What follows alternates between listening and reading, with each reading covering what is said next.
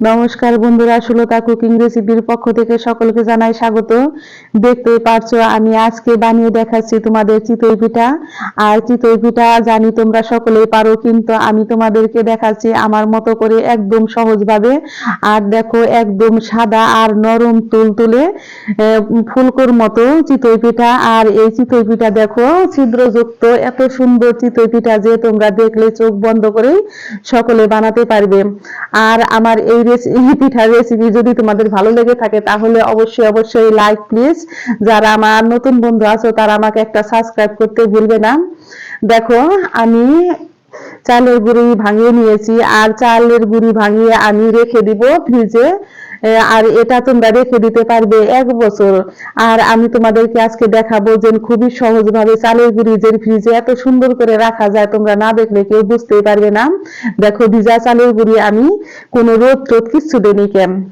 আর এটাকে দেখো আমি একটা পলি ব্যাগ নিয়েছি, আর পলি ব্যাগের ভিতরে দেখতে পাচ্ছ দেখো আমি গুঁড়িগুলোকে রেখে দিয়েছি। আর গুঁড়িগুলো রেখে আমি এটার মুখটা দেখো ভালো করে আটকে দিয়েছি। আর আটকে আমি এটাকে ডিপ ফ্রিজে রেখে দিব।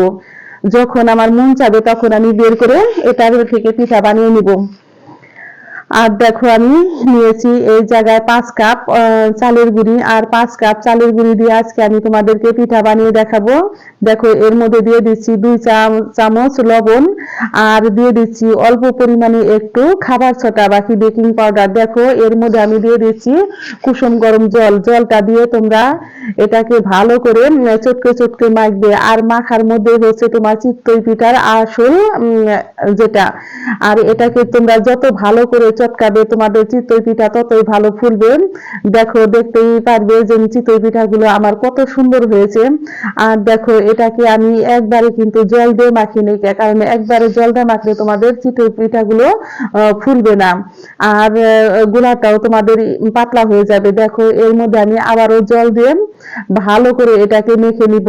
আর এটাকে তোমরা যত ভালো করে মাখবে ততই ভালো তোমাদের পিঠা হবে। আমি আবারও বলছি, দেখো তোমাদের ফার্স্ট স্টেপ হচ্ছে এই মাখা। আর এই মাখাটাই হচ্ছে মেন চিতই পিঠার। আর কোনো কিছু তোমাদের চিতই পিঠার কোনো উপকরণই নাই। দেখতেই পাচ্ছ দেখো এটাকে এখন আমি আস্তে আস্তে ভালো করে এটাকে মেখে নিচ্ছি।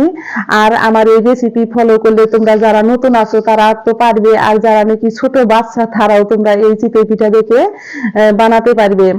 দেখো এত সহজ ভাবে আমি তোমাদের দেখাচ্ছি। দেখো এইরকম পর্যায়ে আমি দেখো আমি এটাকে এখন ঢেকে রেখে দিব 1 ঘন্টা।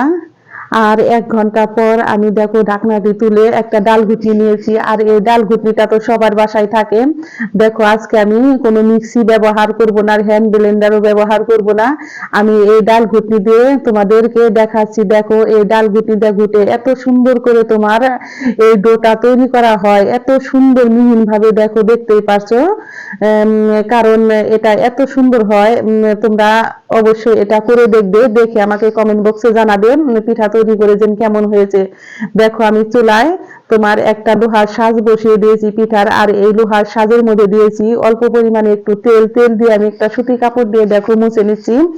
আর কি রকম দেখো আমি এখন গোলাটা দিয়ে দিচ্ছি। আর গোলাটা দিয়ে দেখো আমি এখন চুলার আঁচটাকে একদম লো করে দিব। আর লো করে দিয়ে আমি এই পিঠাগুলোকে দেখো তৈরি করে নিব।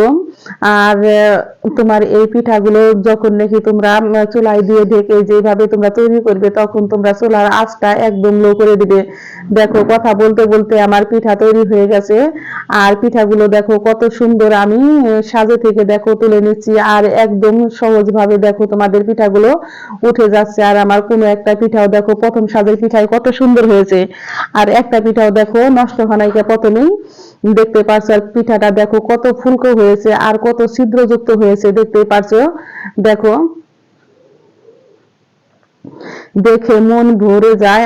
আর তো পিঠা বানাতে বানাতে দেখো লোভ সামলাতে পারতেছি না। এখন আমাদের ঘরে আমরা এখন পিঠা বানাতে বানাতে খাই। তোমরা কে কেমন করো কমেন্ট বক্সে আমাকে জানাবে।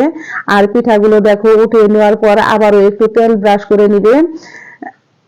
তেল ব্রাশ করে নিলে তোমার পিঠাটা, তোমার একটা পিঠাও পুড়বে না, আর পিঠাগুলো দেখতে হবে সুন্দর। দেখো আমি আবারও তোমার চুলায় সাজে পিঠাগুলো দিয়ে দিচ্ছি, আর দিয়ে এইভাবে সমস্ত পিঠাগুলো আমি এখন এক এক করে তৈরি করে নিব। আর তোমাদের আমি আবারও বলছি, যখন তোমরা পিঠা বানাবে তখন চুলার আঁচটা একদম লো করে দিবে, কারণ হাই হিটে কখনো পিঠা তোমরা বানাবে না। দেখো কথা বলতে বলতে আমার আর এক সাজ পিঠা হয়েছে, আর পিঠাগুলো দেখো অনেক সুন্দর হয়েছে। এরকম করে আমি সমস্ত পিঠাগুলো এক এক করে বানিয়ে নিব।